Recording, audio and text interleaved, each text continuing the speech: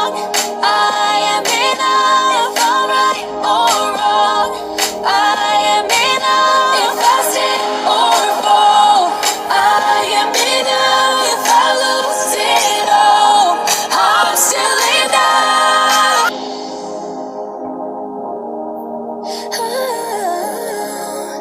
I am enough.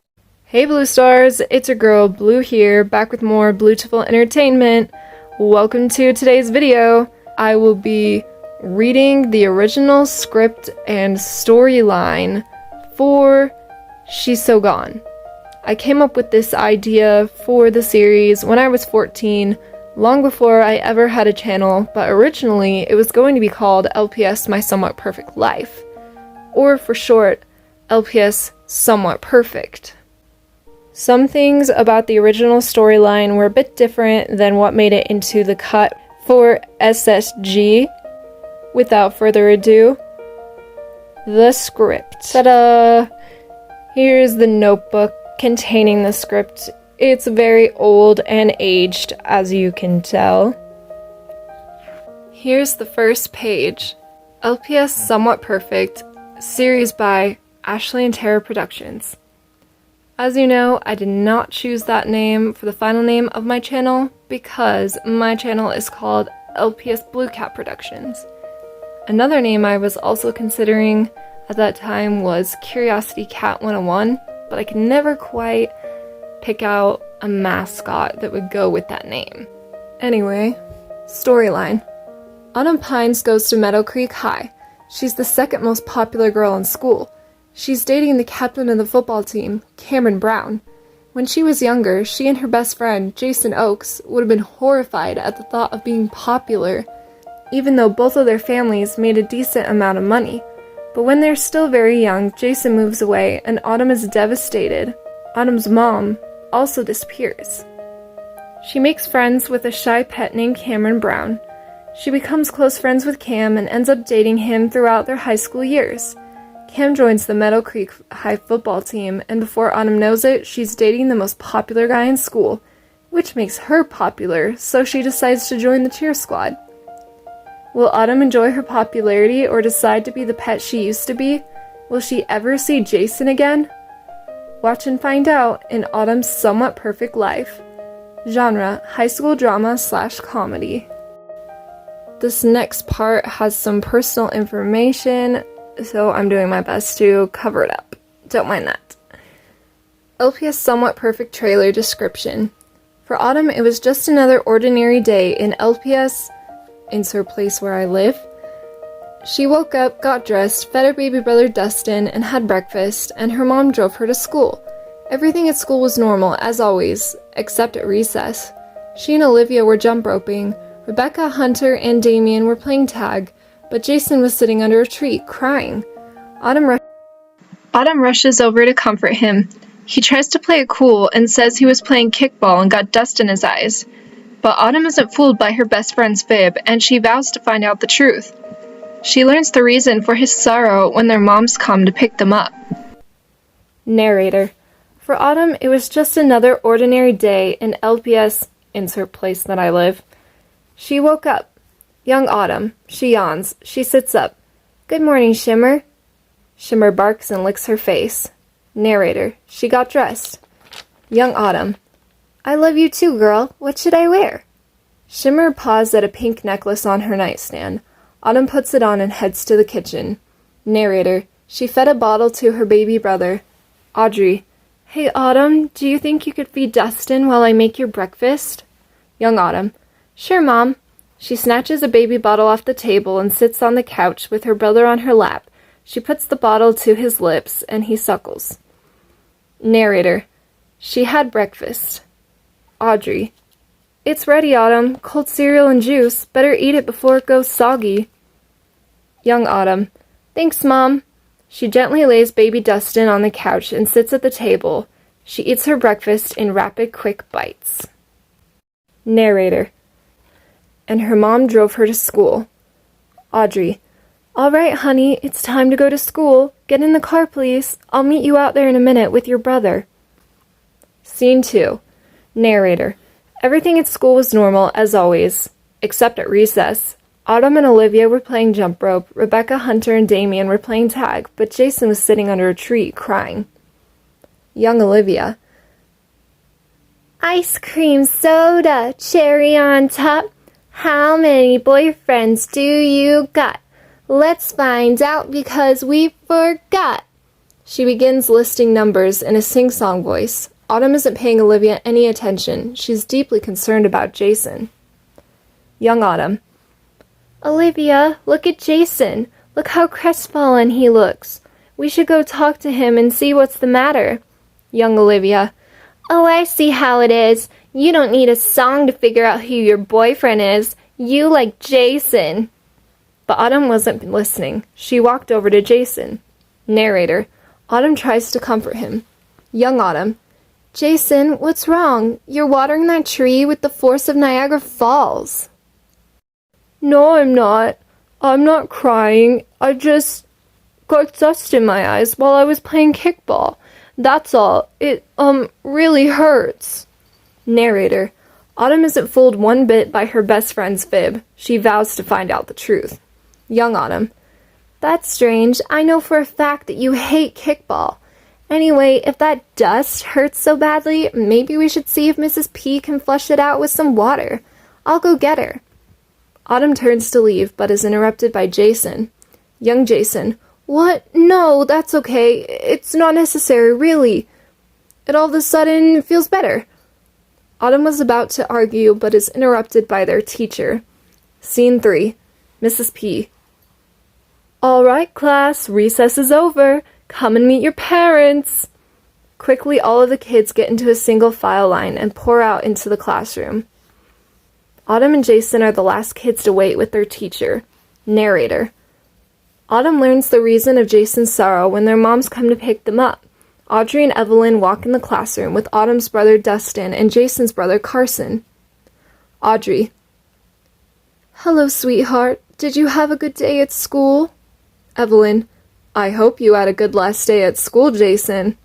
It must have been hard, saying goodbye to all of your friends. But on the bright side, Autumn seems to be coping well. Young Carson. Yeah, she does. A lot better than my friends did. Audrey. Saying goodbye? Evie, are you guys moving? Where? When? Yes, I'm afraid so. Duck got an offer for a job in Colorado that he just couldn't refuse. He's going to be a football coach at an elementary school. The school said we could enroll Carson and Jason for free, which is a miracle. Young Carson. Dad is going to let us try out for the team. We're going to be jocks. And yes, I said we. Jason, you have to try out with me. Dad said so. Young Autumn. So this is why you were crying at recess. You're moving? Young Carson. Wait a second. Back up the truck. Jason was crying? That's weak, man. Even for you. Evelyn. Carson, shush. Be nice to your brother. And Jason, you didn't tell poor Autumn that we're moving today? Young Autumn. Yeah, Jace, why didn't you tell me? I thought we were best friends. Audrey. Now, Autumn, we don't talk like that. Don't let your anger keep you from holding your tongue. Young Autumn. Yes, Mom. I'm sorry, Jason. Young Jason. It's okay. I'd be mad too if my best friend kept a secret like that from me. I guess I didn't tell you because I didn't want you to hate me for leaving you. Young Autumn. I don't hate you. Strongly dislike, but never hate. I'm just teasing. I'm really going to miss you. Young Jason. I thought you might say that. He pulls out a purple teddy bear out from behind his back. He hands it to Autumn. Young Autumn. What's this? Aw, Jason, you didn't have to. Young Jason. I know, I wanted to. It's a going away present, so you'll never forget me. Autumn hugs him. Young Autumn. I'll never forget you. We can write letters and call each other every day. We'll get through this. Evelyn. Can't you two talk on Fishbook or Skype? Audrey. We don't have a computer. Writing letters and making phone calls will have to suffice. Evelyn. Well, that's too bad, Audrey. Come on, Jason. You and Carson still have to pack. Say your final goodbyes. I'll be in the car. Come on, Carson. Bye, Audrey. Audrey. Goodbye, Evelyn. Take care. Autumn, Jason really needs to go. I'll be waiting in the car, too. Narrator. Autumn enjoyed her last few moments with her best friend. Young Autumn. I'll never forget you. I can't believe you're going to be a jock. They're popular, you know, and you know what they're like. I don't want to lose you. I love you. More than a friend. I've just been scared to tell you. Young Jason. Don't worry, I won't get hot-headed, and I certainly won't lose any IQ points.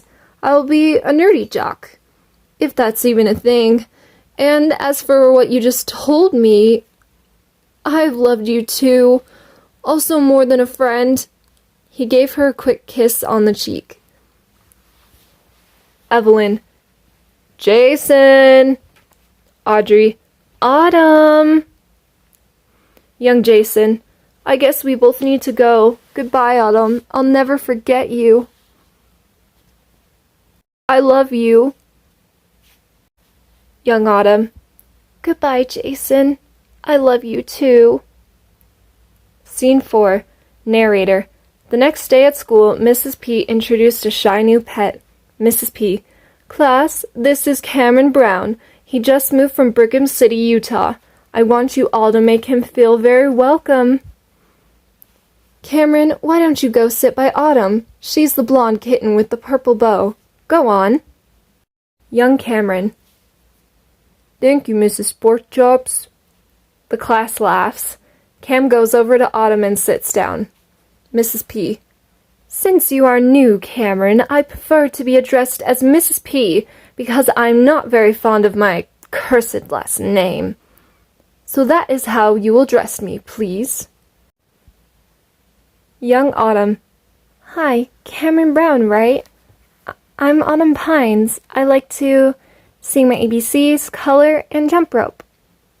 Young Cameron. Yeah, that's my name. Nice to meet you, Autumn Pines. I hope we can become friends. I like playing football, tag, and riding my dirt bike. Young Autumn. That's cool. I've never had a dirt bike. My best friend Jason did. Autumn sighs. Young Cameron. Did? What happened to him? You can tell me. Mrs. P. Autumn and Cameron, as much as I love seeing you two getting along, now is not the time for socializing. You can do that at recess time. Now back to the lesson. Blah, blah, blah. Young Autumn. I'll tell you at recess, she whispers. Narrator. Autumn and Cameron had a great time getting to know each other at recess. Autumn had made a new friend, but she never forgot about Jason. After school, Autumn waited outside for her mom to pick her up. She was surprised to see her dad drive up. Scene 5. Young Autumn. Daddy, what is it? Why do you look so worried? Where's Mom? Grant. I don't know. Her work called. Her partner, Detective Swanson, said they were working a tough case. She decided to work alone and find their perp. He's a dangerous criminal. Autumn, your mother is missing. Her cop co-workers can't locate her. Autumn, they think she's dead. There's the original cast for LPS Somewhat Perfect. You can pause the video and read it if you want to. On that dramatic ending, here is LPS Somewhat Perfect Episode 1, Season 1 description. Many years later, Autumn is now a 16-year-old sophomore in Meadow Creek High, home of the grazing, blazing gazelles. After Jason left in 5th grade, she and Cameron had grown a special bond in between them. It's so special, in fact, that Cameron asked Autumn to be his girl. She said yes, and they have been dating throughout their high school years since. But sadly, Autumn isn't the sweet, kind pet she used to be. Cameron has a bad boy persona, so therefore, under his influence, she changes her persona as well. In this episode, Autumn sees something she wishes she hadn't. Could she have seen a certain German Shepherd with a certain poodle behind the vending machine? Will she say something or stay silent? Cam tells her that he's trying out for the football team after school. He tells her that she should try out for the cheer squad so that she can cheer at his games. Will Autumn become part of the Gazellettes? Watch LPS Somewhat Perfect to find out. This next part is very short because I never finished it, but it's the episode 1, season 1 script. Scene 1. Autumn yawns and sits up. Morning, Shimmer. Time for school. Shimmer starts to whine. Not for you. Time for me. At least it's Friday. Shimmer. Rup, rup, rup. Autumn gets out of bed. And the best part is, I don't have to get dressed. I slept with my necklace on. Smart, huh? She walks out her door and into the kitchen. Her dad is reading the newspaper and sipping a cup of cocoa. Grant. Morning, Princess. Autumn. She is taken aback by her father's words. Princess? Wow, Dad, you haven't called me that since Mom's disappearance. She sits at the table opposite her dad where a biscuit and juice is waiting for her. Grant. Please don't mention your mother today, sweetheart. I've had a rough morning, and I'm in no mood to discuss her. And that's a wrap. That's everything I wrote, and I never continued it. Anyway, I hope you guys enjoyed hearing me read the script in the characters' voices. Hopefully I can still do them some bit of justice. Anyway, thank you guys so much for watching and listening to me ramble. Bye! No one can tell.